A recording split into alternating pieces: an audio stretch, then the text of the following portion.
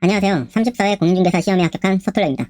빠르면 1년 안에 합격하거나 보통 2년 안에 합격하는 것이 일반적이지만 간혹 주변에서 보면 1차 합격 후 다음 해에 2차를 불합격해서 장소생의 길을 걸으시는 분들이 계신데요. 그 이유는 무엇일까요? 그래서 오늘은 공인중개사 시험에 불합격하는 이유에 대해서 간단하게 이야기를 해볼까 합니다. 공인중개사 시험에 불합격하는 이유 첫 번째로는 공부하는 시간보다 공부하는 방법을 찾으러 다니는 시간이 많다는 점입니다. 효율적인 공부 방법을 알고 공부를 시작하는 것은 좋습니다. 하지만 무엇보다 공인중개사 시험은 절대적인 공부 시간의 확보가 중요한데 그 시간에 공부를 하지 않고 어떤 것이 효율적인 공부인지 그 공부 방법만을 찾으러 유튜브를 본다던가 카페를 들락날락만 하기 때문입니다. 공인중개사 시험에 불합격하는 이유 두 번째로는 현재 자신의 상황과 여건에 맞지 않는 공부 방법을 무리하게 선택한다는 점입니다. 자신의 여건을 생각하지 않고 고득점한 사람의 공부 방법을 따라하다가 자신에게 맞지 않아 그만 공부를 포기하게 될 수 있기 때문입니다. 공인중개사 시험에 불합격하는 이유 세 번째로는 강의만을 듣고 자신이 공부했다고 착각하고 있다는 점입니다. 강의도 완전히 집중해서 듣는다면 공부가 될 수 있습니다. 하지만 이것으로 끝내면 반쪽짜리 공부만 한 것입니다. 왜냐하면 기억에 오래 남지 않기 때문입니다. 공인중개사 시험에 불합격하는 이유 네 번째로는 자만하거나 간절함이 부족한 경우가 많다는 점입니다. 공인중개사와 같은 자격시험은 무엇보다 반복이 중요합니다. 하지만 학창시절 공부를 잘했던 분들의 경우 쉽게 합격할 수 있을 것으로 생각하여 공부를 느슨하게 하거나 반복 학습을 하지 않습니다. 그리고 직업을 가지고 계신 분들의 경우 따도 그만 못 따도 그만이라는 생각, 즉 간절함이 부족하다는 점이 불합격의 원인이라고 할 수 있습니다. 공인중개사 시험에 불합격하는 이유 마지막으로는